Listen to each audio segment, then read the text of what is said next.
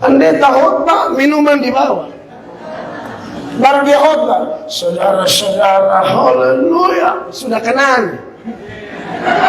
Haleluya, kan mimbar besar, ketemu Yeriko.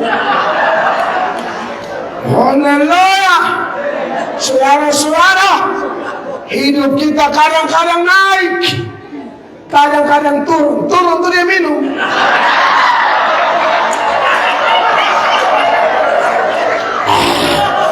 Haleluya. Hidup ini kadang-kadang naik, kadang turun, hantam lagi. Naik yang ketiga, turun, tidak naik-naik lagi. Jemaat tunggu 15 menit. Bapak di mana? Karena Bapak hantam yang keras punya. Kadang naik, kadang turun terus. Saudara, benar ini. Kalau mau tahu minuman enak, tanya di anak teologi. Jadi jangan heran ada orang seperti Herodes, seperti ahli Taurat, tanya-tanya ayat, selidiki ayat, yang satu juga pandai jelaskan ayat, tapi tidak bertobat.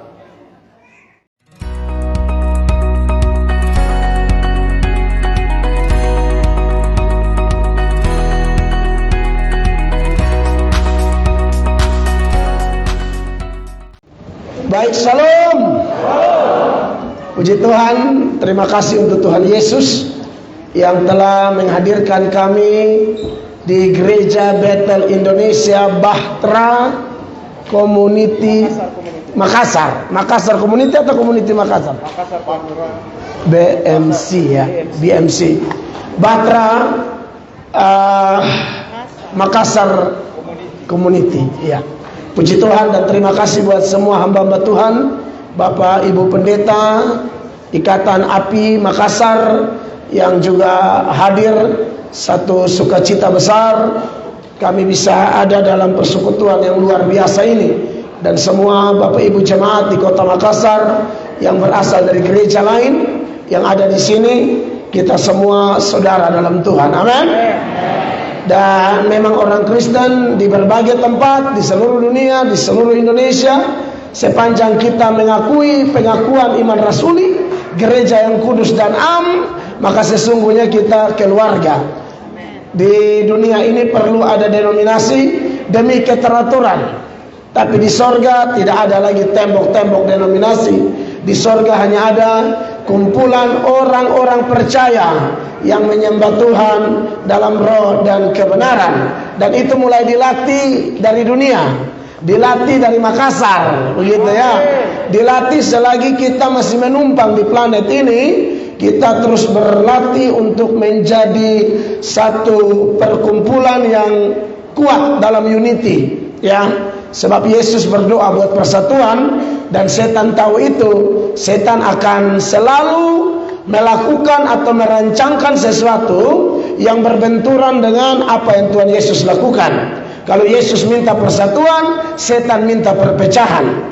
Kalau Yesus pakai hamba-hambanya untuk bergerak dalam unity, setan akan datang seperti pola yang Belanda pakai waktu 350 tahun dia jajah Indonesia. Polanya yaitu adu domba. Dan setan tuh begitu, suka adu domba. Di hadapan Allah dia kasih jelek Ayub, di hadapan Adam dan Hawa dia kasih jelek Allah. Setan begitu. Jadi di hadapan A dia kasih jelek B, di hadapan B dia kasih jelek A. Jadi kalau kami di NTT bilang itu pisau silet. Jadi padang bermata dua, dia hantam sana, dia hantam sini. Tapi saya percaya di Makassar tidak ada. Amin. Beri tepuk tangan yang meriah begitu. Baik Bapak Ibu jemaat, bulan Desember ini memang perjalanan panjang, melayani ke sana kemari. Beberapa waktu sebelumnya kami pulang dari Israel, lalu lanjut KKR Natal tanggal 1 Desember. Natal di kota Tobelo, Halmahera Utara. Pemda Kabupaten Halmahera Utara, Bapak Bupati dan semua dan yang membuat saya semakin diberkati bukan hanya berbagai gereja, tapi saudara-saudara Islam juga hadir, menghargai toleransi begitu kuat. Dan saya merasa, aduh Tuhan terima kasih. Kalau berkaca kepada sejarah di mana pernah terjadi konflik kerusuhan karena provokator-provokator yang mau memecah bangsa masuk, lalu terjadi kerusuhan. Tetapi hari-hari ini di Tobelo, lalu saya pindah ke KR lagi di Ternate, dan saya melihat suasana luar biasa. Ya, bukan hanya gereja Tuhan, tapi kawan-kawan dari agama lain turut hadir, turut mendukung, turut memberi semangat. Dan saya pikir memang itu yang harus gereja kerjakan bagi negara kesatuan Republik Indonesia. Amin. Alkitab berkata, usahakanlah kesejahteraan negeri di mana kamu aku buang. Berdoalah bagi negeri itu, sebab kesejahteraan negeri itu adalah kesejahteraanmu. Oleh karena itu, kekasih Tuhan, saya percaya Tuhan pakai kita semua di Makassar untuk bawa dampak damai sejahtera bagi Sulawesi Selatan dan sekitarnya, dan melalui kita nama Tuhan dipuji, dipermuliakan. Amin. Baik, Bapak Ibu jemaat yang diberkati oleh Tuhan Yesus, saya Pendeta Mel Atok dari NTT bersama istri, kami berdua orang NTT asli, tapi kami bersyukur Tuhan baik. Kami dari NTT, Tuhan bawa ke sana kemari untuk menjadi berkat bagi saudara-saudara seiman di luar NTT. Saya sendiri dari organisasi Gereja Sidang Jemaat Allah, GSJA, Assembly of God, gereja karismatik. Tapi mitra saya ya seperti yang saya bilang, mau Katolik, mau Protestan, mau apa saja, yang penting engkau berdiri atas firman-Nya, aku berdiri atas firman-Nya, kaulah saudaraku, kaulah saudariku, dan kita adalah keluarga kerajaan Allah yang masih menumpang di dunia sementara saja. Waktunya tiba, kita berangkat, kita pindah ke sana. Amin. Sebab melalui perayaan Natal kita diingatkan, anak Allah rela jadi hina, supaya kita yang hina-hina ini percaya padanya, diangkat jadi anak-anak Allah. Haleluya. Oleh karena itu, kekasih Tuhan, saya dan istri mengucap syukur buat Bapak Daniel Nusa, hamba Tuhan, gembala, dan semua pendeta di GBI di tempat ini yang sudah menerima kami. Selepas dari sini kami akan lanjut lagi KKR Natal di Ambon, dan itu tanggal 14 dimulai kegiatan Natal di Baileo GPM di kota Ambon, GPM Maranatha di kota Ambon. Baileonya itu besar gedung pertemuannya, dan kami akan Natalan di sana, dan itu juga terbuka untuk umum. Nah, Bapak Ibu jemaat, kami bersyukur gereja yang kami gembalakan Tuhan berkati. Gereja kami dikenal dengan bengkel orang-orang berdosa. Saya tempel tuh di depan gereja, bengkel orang berdosa, pakai lampu lagi. Jadi supaya orang tahu bahwa gereja itu bukan tempat kumpulnya malaikat-malaikat. Gereja itu tempat kumpulnya orang-orang kotor yang sudah terima Yesus, telah menjadi ciptaan baru, dan terus mengalami pembaharuan demi pembaharuan, supaya semakin hari kita semakin serupa dengan gambaran Kristus. Sehingga pada waktu Dia datang, Dia mendapati kita menjadi mempelai-mempelai yang bijak, mempelai-mempelai yang dewasa, yang siap masuk dalam perkawinan anak domba Allah. Nah, jadi saya tulis di situ karena mulai dari gembalanya, pengurus gerejanya, jemaatnya, semua mantan miring semua. Aduh, jalan hidup rusak semua. Ya, saya perlu berbagi ini karena menarik juga tema Natal yang diangkat oleh GBI Bahtera Makassar Community ini, yaitu Tuhan Yesus datang untuk mengubah jalan hidupku.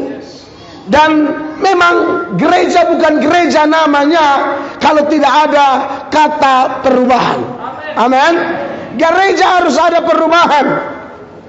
Dan itu yang kami rasakan di wilayah pelayanan kami Dimulai dari kecil saja, lalu berkembang. Ibadah 1 kali tidak kuat, lalu jadi 2 kali tidak kuat, 3 kali tidak tampung, bongkar gereja, bangun, tak sambung ke sana juga tidak bisa tampung. Akhirnya bangun gereja, padahal jemaat menengah ke bawah. Pengusaha itu beberapa saja, paling banyak penjual sayur, tukang bangunan, PNS, polisi juga ya golongan-golongan kecil lah. Mau bantu gereja, kok mau bayar cicilan? Iya kan? Mereka juga pikiran begitu, punya kebutuhan yang banyak. Tapi sungguh Allah kita itu kaya, amin. Kalau Dia yang memulai, Dia bertanggung jawab sampai seluruh rencananya tergenapi sempurna di dalam kehidupan setiap hamba-hamba Tuhan. Ini hanya salah satu kesaksian dari ribuan kesaksian hebat yang dijalani, dialami oleh setiap hamba-hamba Tuhan yang telah berjumpa dengan Yesus. Amin, kekasih Allah. Dan saya bersyukur, saya bermitra dengan banyak gereja sampai hari ini. Itu yang membuat saya bersyukur, karena pelayanan ke dalam jalan, tapi keluar juga jalan. Karena kita bukan hanya disuruh jangan jauhkan diri dari pertemuan-pertemuan ibadah, tapi kita juga disuruh pergi, jadikan semua bangsa muridku. Kadang-kadang orang terlalu nyaman hanya di pertemuan ibadah, lupa missio Dei, misi Allah, the Great Commission, amanat agung.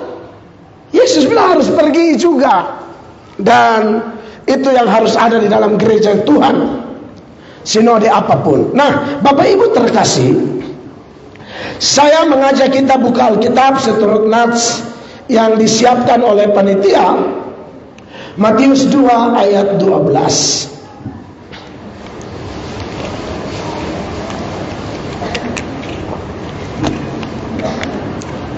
Ya, Matius 2 ayat 12. Ya, saya tambahkan sedikit ya. Saya dikaruniakan anak 4 orang seperti Bapak Gembala, dan laki-laki semua. Dan memang itu kami berdoa. Kalau saya memang sengaja minta laki-laki semua. Saya suka anak lelaki. Ponakan perempuan terlalu banyak, jadi nanti terlalu ramai di rumah. Perempuan semua. Jadi akhirnya saya sebelum ketemu istri juga saya berdoa, Tuhan kalau berkenan kasih saya anak 4 orang laki-laki semua. Dan sekarang 4 laki-laki semua. Tuhan baik. Anak pertama nama Absdev Atok, anak kedua nama Gitskel Atok, anak ketiga nama Nopkes Atok, anak keempat nama Tufeksis Atok.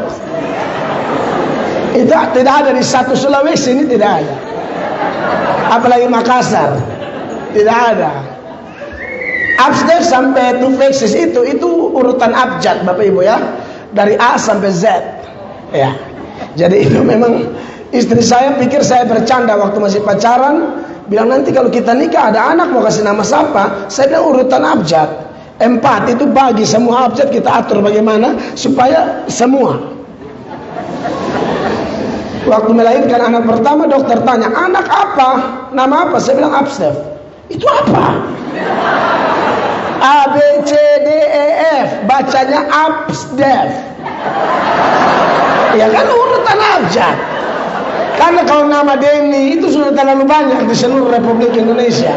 Ya, di ruangan ini aja ada berapa memang nama. Papa Denny Lesusa, Denny Pelo. Ya. Kalau nama Tony, ya, nama Budi itu terlalu banyak. Absdev, silakan cari.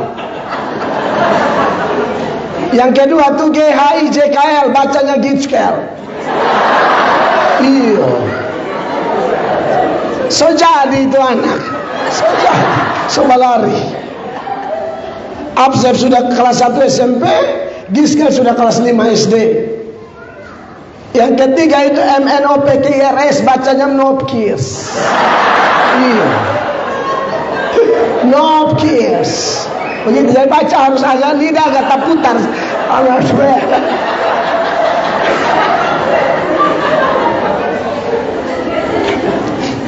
Nopkirs.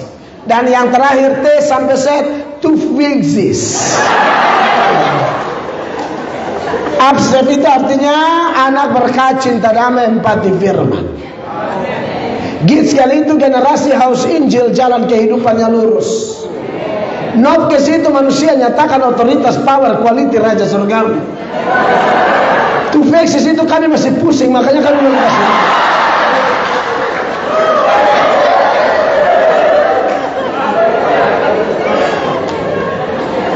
Tapi mereka punya nama tengah supaya nanti kalau besar orang bingung pakai nama tengah. Johannes, Michael, Daniel, dan Samuel. Nah, kekasih-kekasih Tuhan dan puji Tuhan, anak-anak, walaupun kami sering tinggal, tapi tidak selalu juga. Pokoknya ada momen di mana saya memang kalau pelayanan saya selalu berusaha bawa istri. Saya tidak mau jalan sendiri-sendiri, karena pendeta jalan-jalan sendiri juga akhirnya pilih jalan lain. Makanya kita mau bahas ini. Makanya kita mau bahas ini malam. Jangan sampai pilih jalan lain, ya kan? Oh iya, tidak semua, Bapak, tidak semua. Ya. Mari kita perhatikan Matius pasal 2 ayat 12. Kita baca sama-sama 1, 2, dan 3. Dan karena diperingatkan dalam mimpi supaya jangan kembali kepada Herodes, maka pulanglah mereka ke negerinya melalui jalan lain. Bapak Ibu yang dikasihi oleh Tuhan Yesus Kristus, saya percaya bahwa bagian firman Allah ini adalah bagian firman Allah yang tidak asing lagi bagi saya dan saudara sebagai orang Kristen. Apalagi yang lahir sebagai orang Kristen, yang merayakan Natal dari kecil. Pokoknya saat dimana kita mulai mengerti, mulai ada Natal PAUD, Natal Playgroup, Natal sekolah minggu, dan Kristen di berbagai tempat. Awalnya saya pikir hanya Kristen di NTT, tapi setelah saya ke Maluku, saya ke Papua, saya ke Sulawesi, ternyata antusias orang Kristen di berbagai tempat dalam merayakan Natal itu luar biasa. Mau Natal keluarga, mau Natal dinas, mau Natal suku, mau Natal alumni 1982. Bahkan ada Natal khusus, Natal fans Argentina. Oh, ini kacau. Ada di sini. Natal khusus fans Argentina. Wah, kacau ini. Ada segala macam Natal kekasih-kekasih Tuhan. Dan menurut saya selebrasi seperti itu sah-sah saja. Tetapi apalah artinya perayaan Natal? Apalah artinya lampu yang mati hidup di setiap ada Natal di bulan Desember tanpa perubahan hidup? Makanya menarik sekali tema yang diangkat oleh panitia. Yesus datang untuk mengubah jalan hidupku. Kekasih Tuhan, cerita ini adalah cerita yang menarik. Cerita ini bukan tepat pada Natal pertama ya. Natal pertama itu terjadi di Lukas pasal 2 ayat 8 dan seterusnya, di mana yang melihat Yesus sebagai bayi yang baru dilahirkan adalah gembala-gembala, dan itu di kandang binatang.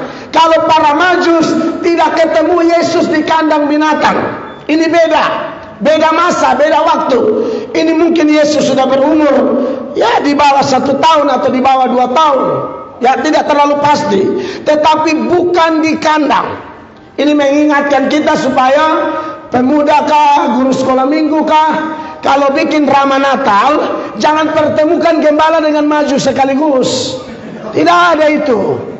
Saya pernah lihat drama Natal, Majus keluar dari sana, gembala keluar dari sini. Lalu gembala bilang, "Hei, kalian siapa?" Majus bilang, "Kenapa kau tanya? Kau bertanya-tanya."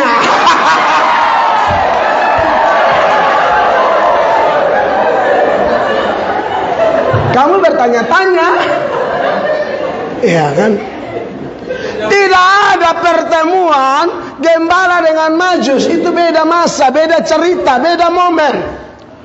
Gembala ketemu di Natal pertama, Majus sudah lahir dan sudah heboh satu Yerusalem. Nah, saudara-saudara, menarik kalau kita bicara tentang para Majus ini ya. Ini memang orang-orang yang luar biasa. Juga tidak dijelaskan jumlah para Majus itu berapa, tidak ada penjelasannya.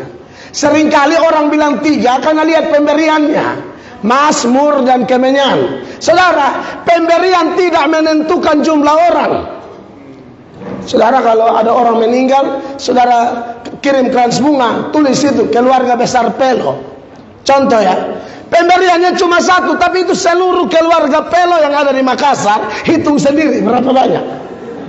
Atau keluarga besar Lesnusa, pemberiannya cuma 1, tapi itu bukan mewakili 1 orang. Nah, makanya kita tidak pasti jumlah para majus berapa. Tapi bukan itu yang saya persoalkan. Tapi yang saya persoalkan berkaitan dengan tema kita. Justru para majus ini menjadi teladan yang sangat luar biasa, yang dari mereka Allah izinkan untuk kita menarik pelajaran-pelajaran iman, kita menarik penerapan-penerapan praktis untuk kita terapkan dalam kehidupan kita, dalam merayakan Natal, dalam menyongsong tahun baru, dalam komitmen pengiringan kita akan Tuhan. Hanya para majus dalam teks ini yang bisa jadi teladan. Herodes tidak bisa jadi teladan, ahli-ahli Taurat tidak bisa jadi teladan. Mereka dengar berita yang sama, mereka tahu peristiwa yang sama, yaitu seorang bayi yang disebut raja di atas segala raja telah lahir. Tapi Anda lihat, responnya berbeda. Bagi Herodes, berita ini adalah berita yang sangat menghebohkan. Herodes di dalam teks ini, karena kalau kita baca keseluruhan ayat, pasal 2 ayat 1 sampai ayat 12, tidak bisa dihindari bahwa orang-orang lain dalam teks ini harus kita singgung juga. Herodes itu bukan nama pribadi ya Bapak Ibu ya. Herodes itu gelar. Jadi Herodes yang di sini Herodes Agung. Herodes yang ini berbeda dengan Herodes yang penggal kepala Yohanes Pembaptis. Itu anaknya. Jadi keturunannya namanya Herodes semua. Tapi ada Antipas, ada Arkelaus dan sebagainya. Nah, ini dikenal dengan Herodes Agung. Kenapa Agung? Karena memang dia selalu bikin heboh yang luar biasa.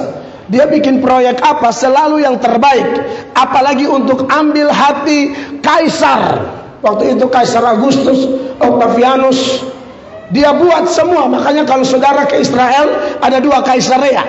Ada Kaisarea Filipi, ada Kaisarea Maritima. Kaisarea Maritima itu yang ada saluran air yang sangat panjang dari Hermon turun ke Israel. Itu dibuat oleh Herodes untuk ambil hati kaisar. Belum lagi dia renovasi Bait Allah kedua, megah sekali. Yang sekarang tembok baratnya masih ada yang kita biasa sebut tembok ratapan. Itu juga bukan tembok Bait Allah loh ya. Itu tembok halaman bagian barat. Bait Allah sudah tidak ada. Banyak orang ke Israel tidak mendapatkan penjelasan yang baik. Jadi pergi cium-cium itu batu, pulang hidung luka semua. Siapa suruh cium-cium batu? Di gereja menyembah dia lebih banyak nganga begini, tapi kalau ke sana cium batu. Orang Kristen itu tidak peduli ke Israel atau tidak penting. Sebab kita menyembah dalam roh dan kebenaran, tidak tergantung tempat, di mana saja dalam keadaan apa saja. Buka hati Roh Kudus bekerja, kita dijamah, kita diberi sukacita. Karena Alkitab berkata kerajaan Allah bukan soal makanan minuman, tapi soal kebenaran, sukacita dan sejahtera yang dikerjakan oleh Roh Kudus. Amin Bapak Ibu. Saudara lihat Herodes Agung ini, sisi sadisnya dia. Herodes Agung itu tidak mau ada kompetitor di dalam hidupnya. Dia bunuh istrinya, dia bunuh anak-anaknya. Karena dianggap atau dia curigai mereka mau kudeta dia. Dia sapu kasih rata. Beda sama Daud. Absalom mau kudeta, Daud memilih menghindar. Ini tidak. Mau istri, mau anak, apalagi cuma tante, mertua, rata kau. Istri, anak-anak saja dia bunuh. Ya. Makanya ini bahaya juga. Saya takut sikap hati model Herodes ini. Saya khawatir bergentayangan di mana-mana. Ya. Dan yang saya paling mengerikan, bagi saya mengerikan adalah kalau bergentayangan di hati pendeta-pendeta. melihat pendeta lain sebagai kompetitor. Dia kalau lihat pendeta lain sukses, dia tidak tenang. Pendeta lain dipakai Tuhan, dada kanan tatikan. Pendeta itu punya gereja berkembang, stroke ringan. Tapi di Makassar tidak ada. Aman. Sebab kalau ada, cari mati.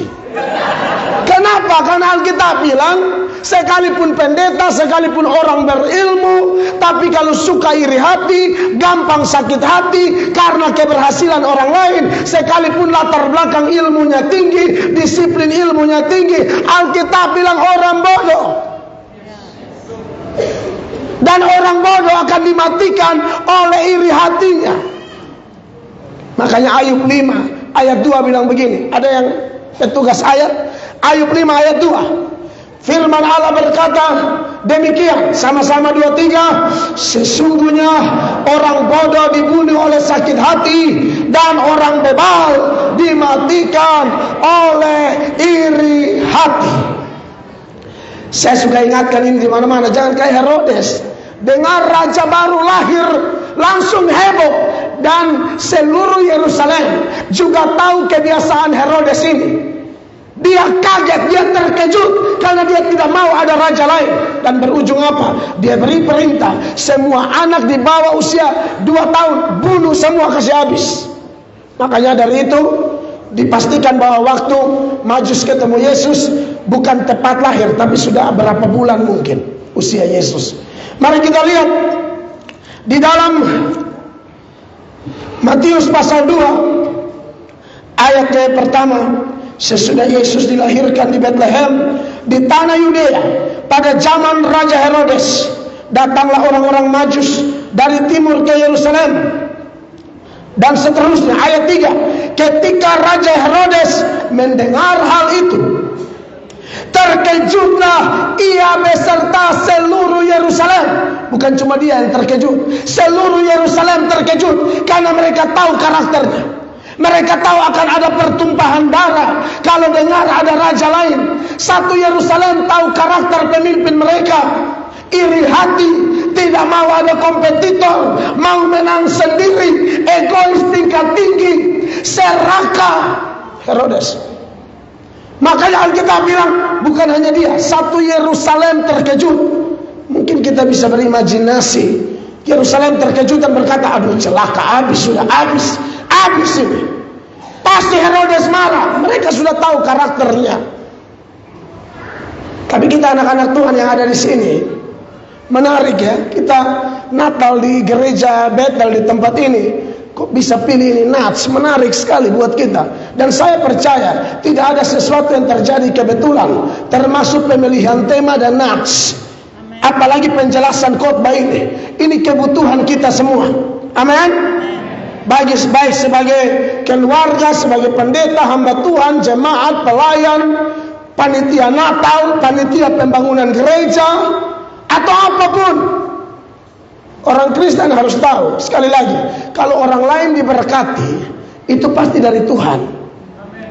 Tidak ada seseorang bisa menarik apapun bagi dirinya sendiri kalau tidak dikaruniakan dari sorga. Satu kali murid-murid Yohanes Pembaptis datang kepada Yesus. Maksudnya datang kepada Yohanes Pembaptis, dan mereka kasih berita. Dan ketika mereka kasih itu berita bernada provokatif lah, cemburu. Mereka bilang, guru, orang yang engkau baptis sekarang dia baptis juga, orang Yohanes Pembaptis. Tapi Yesus dan tim hadir, sepertinya popularitas Yohanes Pembaptis dan tim menurun. Nah, Yohanes Pembaptis keren, ini pemimpin luar biasa. Dia tidak tipe begitu. Dalam Yohanes pasal 3 ayat 26, firman Allah berkata begini. Yohanes 3 ayat 26 dikatakan, lalu mereka datang kepada Yohanes dan berkata kepadanya, Rabi, orang yang bersama dengan engkau di seberang sungai Yordan, dan yang tentang dia engkau telah memberi kesaksian, Dia membaptis juga dan semua orang pergi kepadanya. Ini murid-murid seperti mau kasih tahu, Rabi sekarang kalah pamor. Rabi sudah tidak seterkenal dia lagi. Tapi Anda lihat, ini hamba Tuhan yang betul-betul tulen, asli. Hamba Tuhan model begini. 27, dia bilang begini. Sama-sama baca, 27. 1, 2, 3. Jawab Yohanes, tidak ada seorang pun yang dapat mengambil sesuatu bagi dirinya kalau apa? Tidak dikaruniakan kepadanya dari surga. Herodes tidak paham ini, Yohanes paham ini. Saudara yang memahami itu, Anda mirip Yohanes. Kalau Anda yang tidak paham, Herodes punya adik laki-laki nomor 2.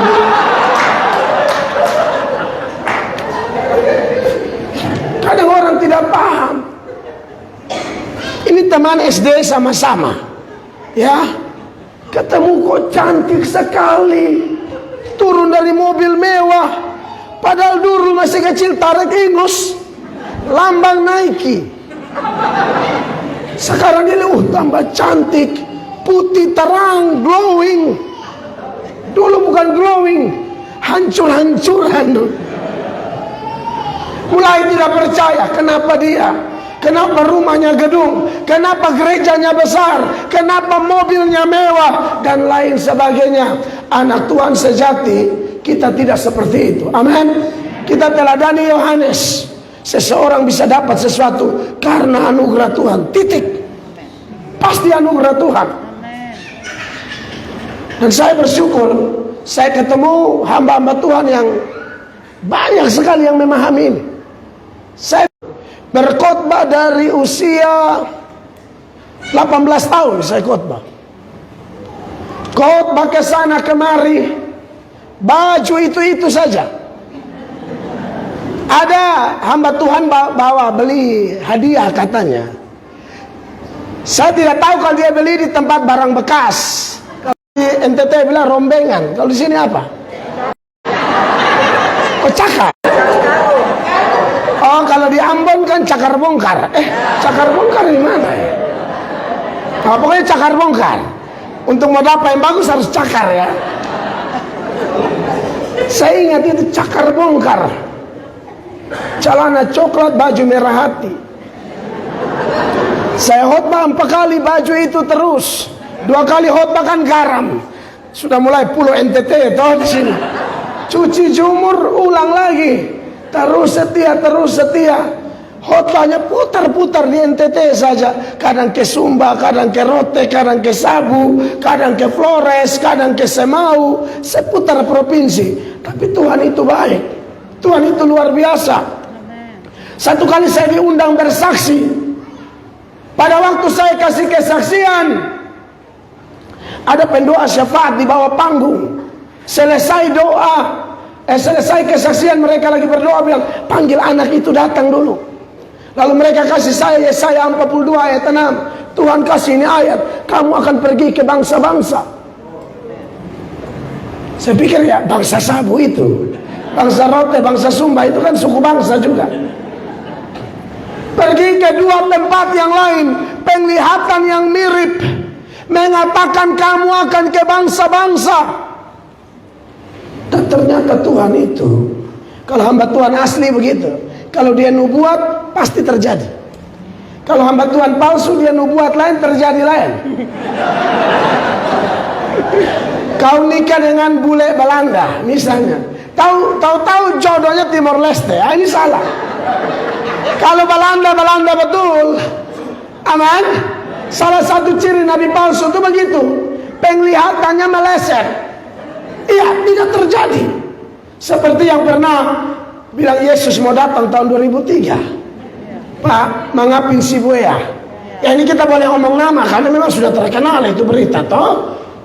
Kadang-kadang ada orang yang bilang, Pak kita tidak boleh omong nama Pak. Omong nama orang itu ada yang salah, ada yang benar. Salah kalau Anda ngomong namanya karena iri hati, Anda mau menjatuhkan dia, itu dosa. Itu menghakimi yang membabi buta.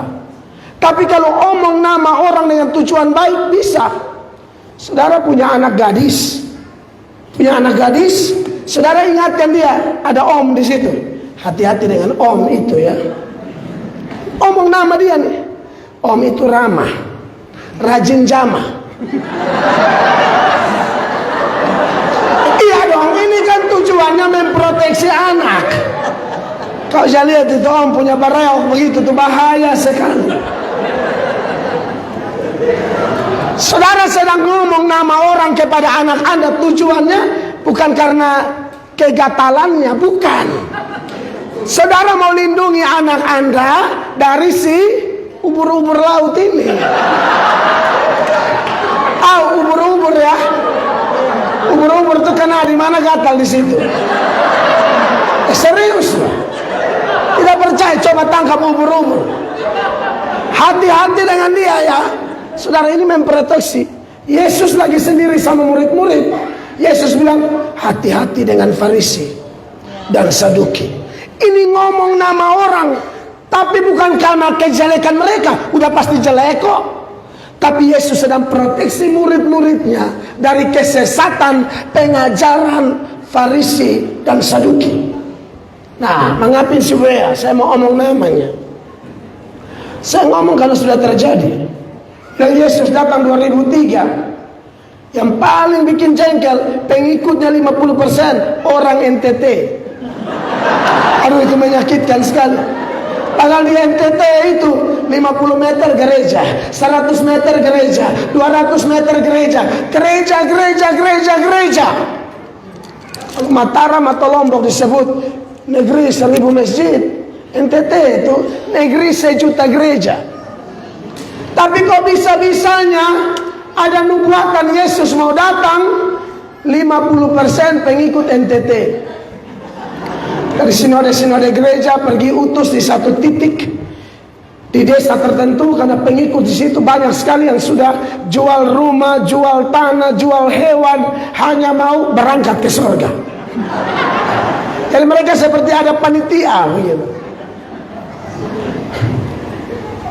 Waktu pergi nasihat, mereka bilang, tidak, ini kami yakin karena Roh Kudus sudah bisik langsung ke Pak Mangapin dan sudah bisik ke kami, Yesus pasti datang di NTT. Di satu desa nama Pariti. Mereka bawa ini utusan, bilang, lihat saja kami sudah gantung lampu strongking di pohon kelapa. Loh, kenapa gantung lampu strongking di pohon kelapa? Supaya Yesus datang jangan salah tempat. Jadi ini kacau, dia pikir Tuhan Yesus ibu dari gua hantu. Tuhan Yesus pencipta langit bumi kok, dia tidak tahu Pariti bagaimana. Pakai acara benar, gantung lampu strongking supaya Yesus jangan salah tempat. Tunggu, Pak Mangapin telepon, tidak jadi. Yesus tidak jadi datang di Pariti, di Balai Endah. Serius. Mereka berangkat ke Balai Endah, Jawa Barat. Sampai di Balai Endah, Jawa Barat, apa yang terjadi? Tunggu Yesus, supaya Yesus bawa ke surga. Ternyata bukan Yesus yang datang, polisi. Benar. Tunggu Yesus, pikir mau Yesus bawa ke surga, polisi datang bawa ke sel. Dikurung semua itu. Ya, itulah kalau hamba Tuhan palsu, nubuatnya meleset. Ya, dalam Ulangan pasal 18 mulai ayat 20. Itu ayat bilang begini. Ayat 20 jemaat baca 1, 2, 3.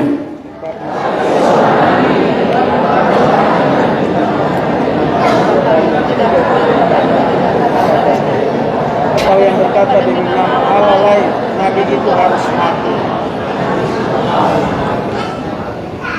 Nah, kita bertanya seperti ayat 21. Saya, jika sekiranya kamu berkata dalam hatimu, bagaimanakah kami mengetahui perkataan yang tidak difirmankan Tuhan? Ini jawabannya 22 sama-sama. Apabila seorang nabi berkata demi nama Tuhan dan perkataannya itu tidak terjadi dan tidak sampai, maka itulah perkataan yang tidak difirmankan Tuhan. Dengan terlalu berani Nabi itu telah mengatakannya, maka janganlah gentar kepadanya.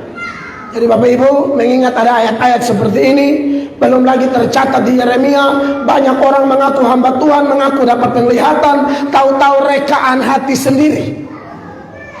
Ada orang sakit parah minta didoakan, orangnya juga salah sih, selalu percaya yang begini-begini. Hamba Tuhan ini katanya punya penglihatan, tapi dia waktu itu tidak lihat apa-apa. Yang didoakan maksa, tolong dulu, ada lihat apa, kasih tahu dulu. Tidak ada, coba cek lagi. Memang dia dalam keadaan sakit. Yang datang doa ini, akhirnya pendoa bilang, oke, kita tutup lagi ya. Tutup mata lagi. Aduh, Tuhan ada kasih tunjuk di tangan kanan saudara ini ada gelas. Kalau sudah begini biasanya kita sambung dengan haleluya. Di tangan kanan gelas, haleluya. Di tangan kiri jeruk. Oh, puji Tuhan. Itu kenapa ya? Kamu kekurangan vitamin C. Sebenarnya kalau hanya kekurangan vitamin C, tak usah pakai penglihatan. Beli UC minum. Ada sekali.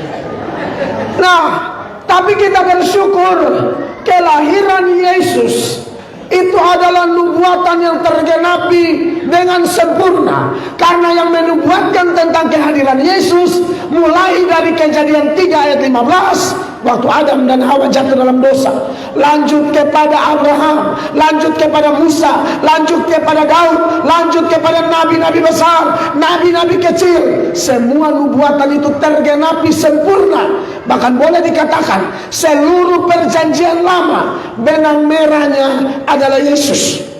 Makanya ketika dia ketemu Klopas dan temannya yang sedang berjalan dari Yerusalem menuju Emmaus, Tuhan Yesus menjelaskan kitab suci di dalam Lukas 24 ayat 27. Tuhan Yesus bilang sama Klopas dan temannya demikian. Lalu ia menjelaskan kepada mereka apa yang tertulis tentang dia.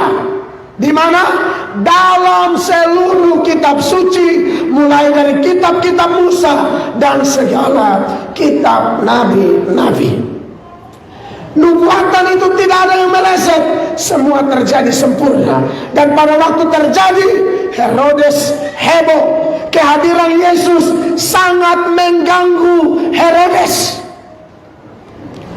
Natal itu ternyata ada loh. Natal itu justru khotbah-khotbah Natal, berita tentang Yesus itu mengganggu orang. Saya punya video pendek viral tahun lalu. Saya bilang tolong di TikTok, saya bilang tolong Natal Kristus ini, jemaat kalau Anda anggap kami hamba Tuhan, jangan siap minuman keras di rumah. Itu semua kebanyakan muka langsung loyo. Jadi ternyata berita-berita tentang itu mengganggu mereka. Sebab kalau kami di Indonesia Timur, NTT misalnya, Natal itu kadang-kadang bukan jadi hari berkat, hari sukacita, itu hari tumpah darah. Karena pergi selamat di rumah satu, sopi, di rumah satu, sopi, di rumah kelima hancur. Oh, sudah kupukul itu. Wah, ini bagaimana Natal model begini? Makanya kalau saya diundang ke Natal-Natal yang mayoritas suku saya harus kasih ingat mereka begitu. Tolong, ini hari kudus. Orang datang itu mau dapat berkat, mau cium Natal, selamat Natal, pulang dengan satu perubahan hidup, pulang seperti Majus pulang dengan jalan lain, hidup yang lain. Ini pulang Natal tambah kacau. Saya tidak tahu di Makassar ya, tapi di beberapa daerah seperti itu, kekasih Tuhan, berita Natal mengganggu mereka sebagaimana kelahiran Yesus mengganggu Herodes. Selain Herodes, ada lagi ahli-ahli Taurat. Oh, ini jelaskan ayatnya hebat sekali. Waktu Herodes dengar dari para Majus, Herodes panggil ahli-ahli Taurat dan mereka menjelaskan tepat Di dalam Matius pasal 2 itu ya, ayatnya yang keempat, firman Allah berkata, maka dikumpulkannya semua imam kepala dan ahli Taurat bangsa Yahudi, lalu dimintanya keterangan dari mereka. Mungkin Bapak ini juga ada yang dokter juga di sini, saya rasa pada zaman itu. Ini dokter-dokter teologi, master-master teologi, ketua-ketua sinode, gembala-gembala sidang. Ketua rayon tidak masuk ini. Ya. Ini hamba Tuhan kelas berat semua. Waktu Herodes kumpul mereka jelaskan, menarik kutipan ayatnya pas. Dikatakan ayat 5, mereka berkata kepadanya, di Bethlehem, di tanah Yudea, karena demikian ada tertulis dalam kitab Nabi dan seterusnya. Herodes bertanya-tanya tentang Yesus dan katanya mau menyembah Yesus, omong kosong. Jadi tidak jaminan ya. Orang bertanya-tanya tentang Yesus, pasti orangnya bertobat, belum tentu.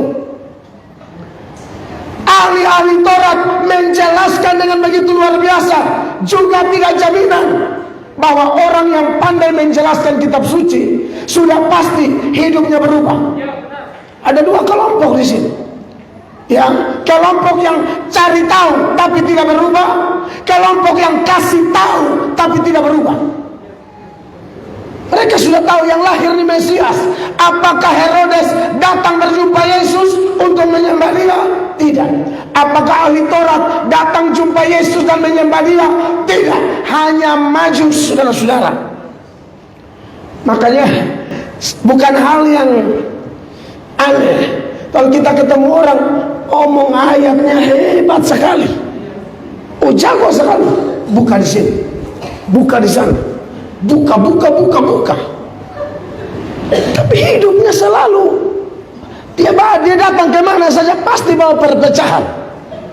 Dia datang kemana saja pasti bikin kacau. Kalau ada yang kayak begitu di ruangan ini, habis ini kita foto bersama dulu. Kenang-kenangan. Dia kemana saja pasti kacau. Nah, kita tidak mau begitu. Amin. Ada satu sekolah teologi ya. Jadi tiap kali kalau anak-anak nakal mau minum mabok, mereka tanya, sopi yang enak di mana? Langsung mereka bilang, tanya di anak teologi ya. Tanya di anak-anak teologi ya. Mereka paling tahu. Karena ini pemabok semua. Makanya jangan heran mencetak pendeta-pendeta pemabok. Serius.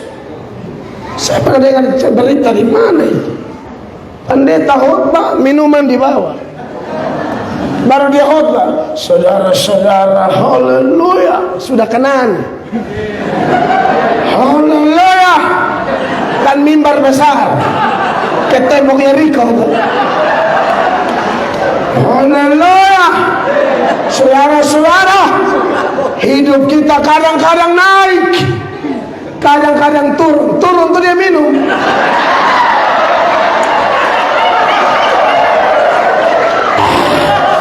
Haleluya. Hidup ini kadang-kadang naik, kadang turun, hantam lagi. Naik yang ketiga, turun, tidak naik-naik lagi. Jemaat tunggu 15 menit. Bapak di mana? Karena Bapak hantam yang keras punya. Kadang naik, kadang turun terus. Saudara, benar ini. Kalau mau tahu minuman enak, tanya di anak teologi ya. Jadi jangan heran ada orang seperti Herodes, seperti ahli Taurat, tanya-tanya ayat, selidiki ayat, yang satu juga pandai jelaskan ayat, tapi tidak bertobat. Makanya kemarin saya dapat kesempatan khotbah di mahasiswa beberapa di STT Jeffrey sini. Saya kasih ingat, saya motivasi anak-anak itu. Kita harus melayani sebagai orang yang berubah, karena kita mau membawa perubahan. Jangan masuk di ladang suci dengan hidup lama yang kotor itu. Hanya demi kepentingan uang, gaji, tidak tahu mau kerja apa, ya jadi pendeta supaya bulanannya jelas. Kacau model begini. Makanya dalam Yohanes 5, 39-40 ayat itu bilang begini, Bapak Ibu, sebagai pendukung. Kamu menyelidiki kitab-kitab suci, sebab kamu menyangka bahwa olehnya kamu mempunyai hidup yang kekal. Tapi walaupun kitab-kitab suci itu memberi kesaksian tentang aku, ayatnya yang ke-40, namun kamu tidak mau datang kepadaku untuk memperoleh hidup itu. Herodes bertanya-tanya, ahli Taurat menjelaskan, tapi tidak ada yang datang pada Yesus. Tapi beda dengan Majus yang kita soroti ini. Dia mengalami perubahan karena perjumpaan dengan Yesus. Amin. Saudara, saya percaya bahwa hanya Tuhan yang bisa merubah orang. Amin. Paulus ketika menasihati jemaat di Korintus karena ada konflik, mulai ada gap karena kehadiran hamba-hamba Tuhan. Hamba Tuhan muda, Apolos, fasilida, jago khotbah, mahir kitab suci. Kehadiran Apolos menyedot simpati jemaat. Sampai mulai ada gap di gereja Korintus. Ada yang bilang aku golongan Paulus, ada yang bilang aku Apolos, aku Kefas, dan lain sebagainya. Tapi Paulus bilang apa? Aku menanam, Apolos menyiram, tapi pertumbuhan adalah Allah. Saya tidak percaya ada pendeta bisa mempertobatkan orang. Maka saya yakinnya, kenapa Majus-Majus ini bisa datang mencari Yesus? Dalam ilmu tafsir Alkitab, Alkitab harus tafsir Alkitab. Amin, kekasih Allah. Itu baru namanya khotbah firman. Itu baru namanya khotbah hati Tuhan. Alkitab, tafsir Alkitab, ayat tafsir ayat, menjelaskan ayat ini, pendukung ayatnya mana. Itu baru khotbah hati Tuhan.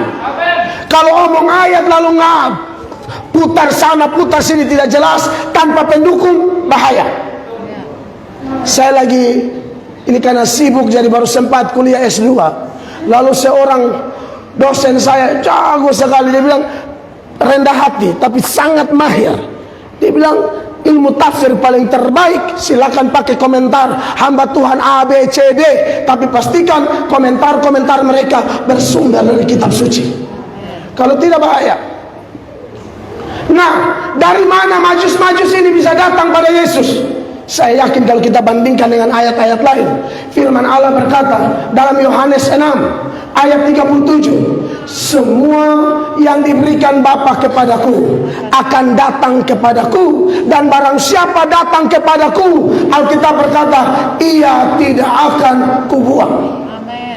Tidak ada orang bisa datang kalau tidak ditetapkan oleh Bapa. Yohanes 6 ayat 44, Yesus berkata, tidak ada seorang pun dapat datang kepadaku kalau ia tidak ditarik oleh siapa? Bapa yang mengutus aku. Silakan belajar Alkitab, silakan dengar khotbah, tapi kalau tidak ditarik, Anda lihat saja nanti. Dia dengar khotbah tapi begitu-begitu saja sampai masuk kubur. Sampai mati tidak ada perubahan. Herodes antusias tanya, para ahli Taurat luar biasa menjelaskan, tapi kalau Bapak tidak tarik, tidak bisa. Jadi kesimpulannya, kenapa Majus-Majus bisa ketemu Yesus? Mereka ini sebenarnya ditarik oleh Tuhan. Dan kalau kita lihat perubahan mereka, ada beberapa hal yang bisa kita lihat dari perubahan mereka, saudara-saudara. Kita tahu latar belakang para Majus. Ini kelompok orang-orang pintar, kelompok orang-orang sibuk, kelompok orang-orang yang terkenal, kelompok orang-orang yang berpengaruh di daerah mereka. Jasa-jasa mereka sangat dibutuhkan di daerah mereka. Ya, sekitar Persia lah. Ya, mungkin sekarang mereka dari Iran sana kan. Pokoknya dari timur Yerusalem. Tapi kita lihat tanda-tanda perubahan yang ada dalam diri orang yang mengalami kasih karunia Allah, mengalami tarikan dari Bapa itu. Yang pertama, sekalipun pintar luar biasa, tapi mereka bertanya-tanya. Nah, ini luar biasa. Jadi kalau ada jenis bertanya-tanya yang salah, tapi ini jenis bertanya-tanya yang benar. Memang kita harus rendah hati. mereka juga orang pintar. Tapi untuk urusan Yesus, mereka tidak gengsi. Mereka cari tahu, mereka bertanya-tanya. Ini membuktikan kerendahan hati mereka. Memang di dalam dunia pelayanan, bahkan di dalam rumah tangga, di dalam kehidupan kita sebagai makhluk sosial, kita butuh kerendahan hati. Amin. Sebab Yesus yang datang itu adalah Allah yang maha tinggi, yang merendahkan dirinya. Amin. Maka anak-anak Tuhan harus rendah hati. Amin. Murid-murid bertengkar. Saya khotbah di Tobelo, saya jelaskan ini sedikit. Murid-murid itu bertengkar, hanya mau menonjolkan diri siapa yang lebih besar di antara kita. Gara-gara Yakobus dan Yohanes datang lobi-lobi jabatan melalui mama mereka kepada Yesus. Karena mamanya Yakobus dan Yohanes yang namanya Salome itu ada hubungan kekerabatan dengan Ibu Maria. Datang lobi-lobi jabatan. Jabatannya tidak main-main. Jabatan langsung di sorga. Saudara bisa baca itu di Matius 20 mulai 20 sampai 23. Yesus pun tidak bisa, itu Bapak sudah atur semua. Bapak mau kasih siapa terserah. Yang 10 dengar, yang 10 marah. Ayat 24. Ayat 24 tolong baca jemaat. 1, 2, 3.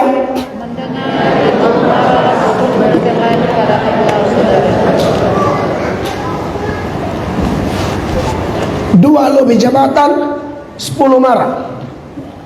Saya baca tafsiran, mayoritas penafsir bilang begini, kenapa yang 10 ini marah? Yang 10 ini juga mau posisi itu. Mereka juga rindu posisi itu. Maka Yesus nasihati mereka, kalau kau mau jadi terbesar boleh, tapi jadi hamba. Mau jadi tertinggi boleh, tapi melayani satu dengan yang lain. Sama seperti anak manusia datang bukan untuk dilayani, melainkan untuk melayani di ayat 28 itu, dan memberikan nyawanya untuk banyak orang. Amin, saudara-saudara.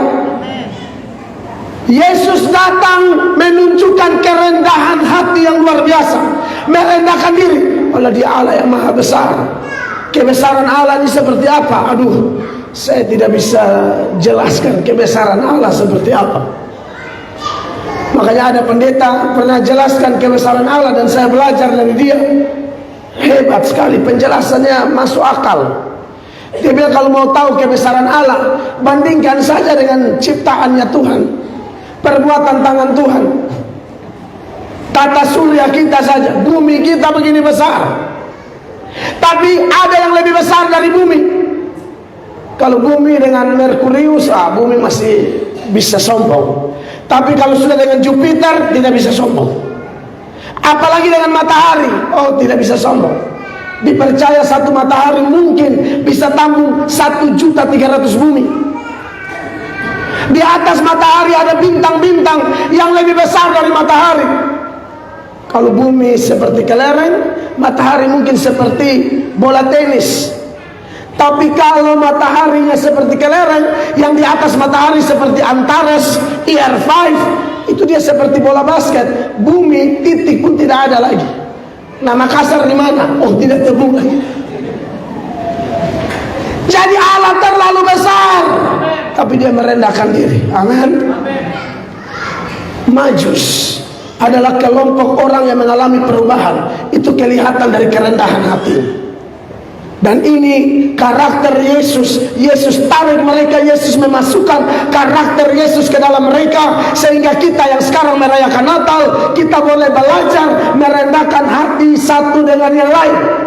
Kita mau di sinode kecil kah, sinode besar kah? Kita mau pelayanan fasilitas lebih lengkap dari orang lain atau tidak? Pokoknya rumusnya jelas. Hamba Tuhan miliki hati hamba. Ada satu gereja, majelisnya suami kepala dinas, istri kepala bagian. Tapi jemaat yang sama, wakil gubernurnya juga bergereja di situ. Waktu itu dikasih tugas hari Minggu, tugas jalan kolete suami istri.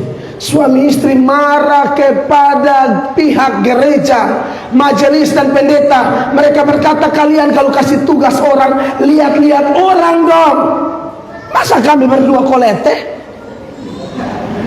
Sedangkan wakil gubernurnya jalan kolete. Salah satu daerah bupatinya lap kursi bupati. Saya khotbah di Timor Leste di GBI Rock.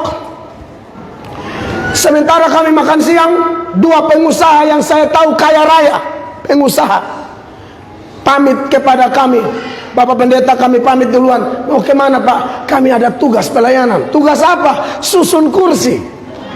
Susun kursi ini orang mungkin uangnya bukan MT, bukan miliar lagi, triliun, tapi susun kursi. Tapi ada kepala dinas, marah majelis, marah pendeta gara-gara tugas kolete. Dan saya lihat dengan mata kepala, orang sombong itu pasti hancur. Orang rendah hati ala promosi, orang tinggi hati kau tabrak tangan Tuhan, Tuhan tekan sampai tembus. Majus terlalu pintar, Majus terlalu berpengaruh, dan mereka orang kaya raya. Kelihatan dari persembahan mereka aja, Mazmur Kemenyan itu persembahan luar biasa, membuktikan mereka orang berduit. Tapi mereka tahu mau berduit mau apa, urusan Yesus kita sama rata. Amin. Tidak ada lebih tinggi, tidak ada lebih rendah. Saya pikir perubahan seseorang itu kelihatan dari hatinya dia. Karena sombong, karena omong rendah hati kan kontras dengan sombong, tuh Bapak Ibu. Sombong itu sikap hati loh. Ada orang yang kaya, pintar, cakap, tapi rendah hati. Ada yang sudah miskin, tidak tahu gereja, yang sombong minta ampun. Jadi sombong ini bukan dosa orang kaya, bukan. Majus rendah hati, Tuhan Yesus maha kaya, rendah hati. Tapi ada yang miskin, sombongnya minta ampun. Sudah miskin, bodoh lagi. Serius. Yang tadi dari Bimas Kristen ngomong itu betul. Harus ikut aturan. Manifestasi orang sombong tidak mau diatur.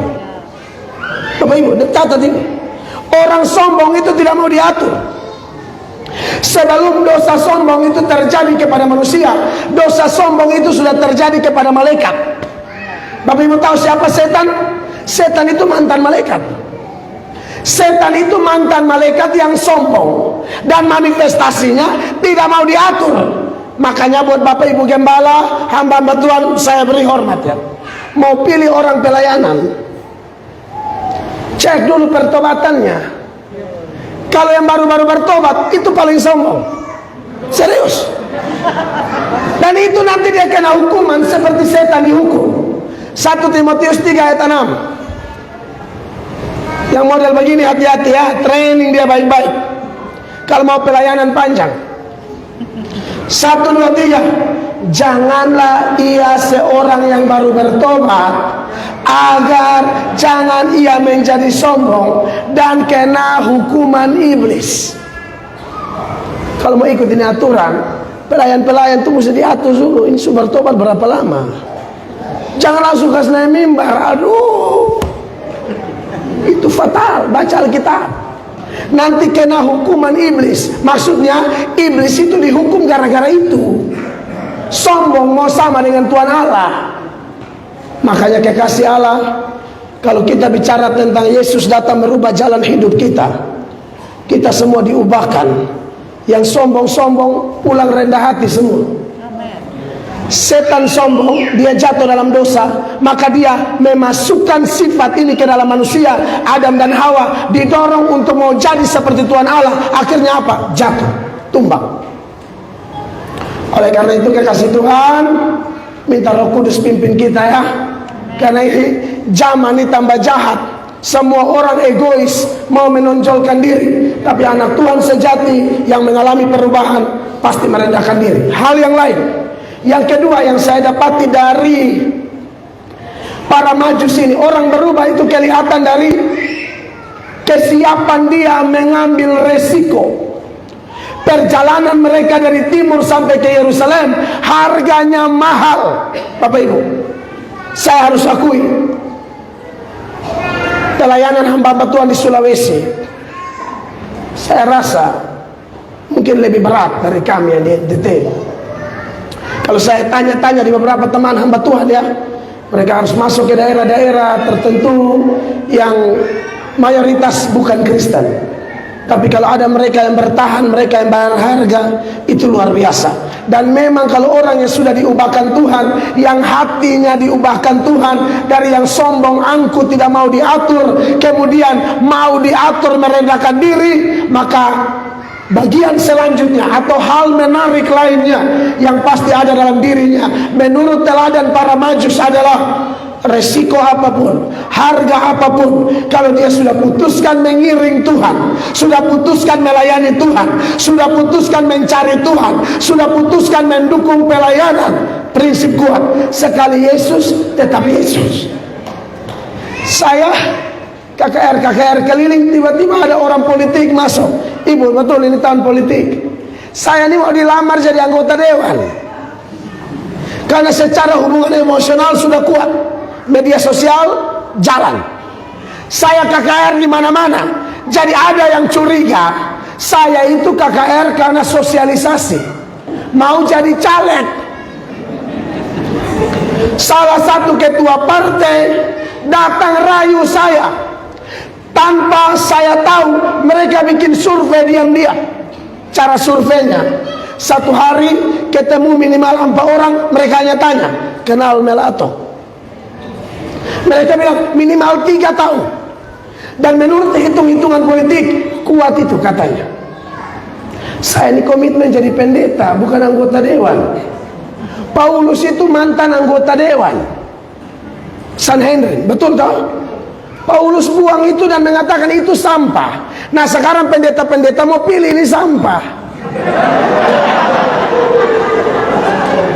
Saya tidak bermaksud, dengar Bapak Ibu, saya tidak bermaksud merendahkan pekerjaan sebagai anggota dewan, bukan. Kalau komitmen jadi pendeta, belajar dari Majus, sekali maju terus. Jangan terbuai dengan uang, jangan terbuai dengan ini itu. Kita melayani Allah yang kaya, bukan kita yang buru berkat, berkat buru kita. Wah, kalau pendeta sudah mulai motivasi uang nanti kacau. Kacau Bapak Ibu. Ini datang berkorban uang. Para Majus, kita memang butuh uang. Kata siapa? Masa pendeta pergi isi bensin aja pakai haleluya? Tidak bisa. Saudara, tidak bisa.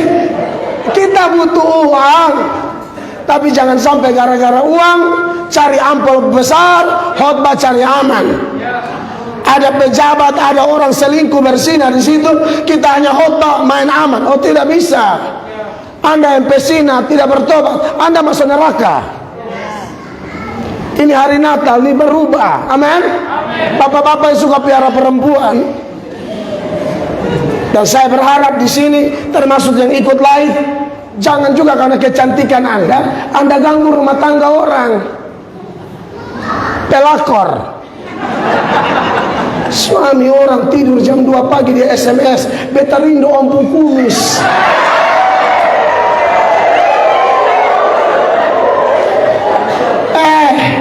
Kau pikir itu kumis pagar gereja kan? Jangan begitulah. Kayak tadi saya singgung, pendeta-pendeta, kalau saya ini nakal baru jadi pendeta. Ada pendeta sudah jadi pendeta baru nakal. Kalau nenek-nenek dia tidak tanya beban. Tapi kalau janda cantik ada masalah, lihat janda langsung konseling. Kurang ajar pendeta. Kalau lihat oma-oma dia tidak tanya. Tapi kalau agak glowing sedikit, butuh bimbingan. Bapak, di sini tidak ada. Tidak, bersih. Makassar bersih. Satu kali maju, tetap maju. Amin. Dan yang berikut, saudara-saudara, memang kita lihat dari Majus ini perubahannya jelas kalau Tuhan bekerja dalam diri seseorang, ya. Siap ambil resiko dan pengorbanan, persembahan terbaik. Pengkhotbah alegori selalu menggambarkan emas bicara apa, mur bicara apa, kemenyan bicara apa. Kan saya tidak mau tafsir begitu. Pokoknya intinya itu pemberian terbaik. Orang-orang ini sadar Allah sudah memberi yang terbaik, yaitu anaknya yang tunggal.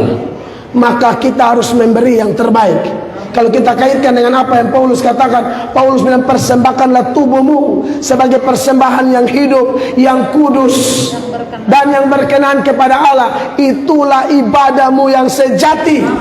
Persembahan sejati bukan rupiah kita, hidup kita. Kalau hidup kita sudah diberi bagi Tuhan, yang lain-lain tak usah dikte. Kita tahu memberi yang terbaik. Ya.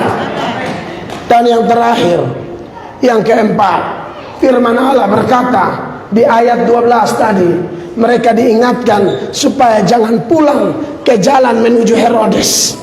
Ini menitik satu titik bukti bahwa mereka mengalami perubahan karena mereka peka kepada firman Allah. Amin. Saudara, mereka dapat firman melalui mimpi. Bapak Ibu dapat firman malam ini melalui pemberitaan ini. Semua yang datang ke sini ingat, Tuhan Yesus datang tidak cari orang benar, tapi cari orang berdosa supaya mereka bertobat. Sebagai nats penutup, Paulus bilang begini, 1 Timotius 1 ayat 15. Mari kita baca ayat ini Bapak Ibu terkasih sambil berdiri. Mari kita berdiri Bapak Ibu.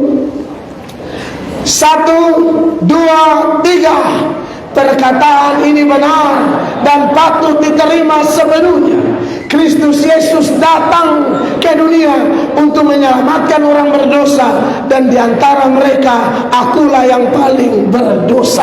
Ayat 16, 1, 2, 3. Tetapi justru karena itu aku dikasihani, agar dalam diriku ini sebagai orang yang paling berdosa, Yesus Kristus menunjukkan seluruh kesabarannya. Dengan demikian aku menjadi contoh bagi mereka yang kemudian percaya kepadanya dan mendapat hidup kekal. Beri tepuk tangan yang meriah bagi Tuhan. Pelayanan di depan, musik, pelajaran menarik dari para majus. Kerendahan hati mereka, sekalipun mereka punya alasan untuk sombong, tapi mereka sangat rendah hati. Kemauan mereka untuk ambil resiko, lalu mereka berkorban yang terbaik, dan mereka peka dan taat kepada firman. Iman bertumbuh dari pendengaran. Mendengar firman, iman sudah bertumbuh. Melakukan firman, pertumbuhannya berlipat kali ganda. Beri tepuk tangan yang meriah bagi Yesus.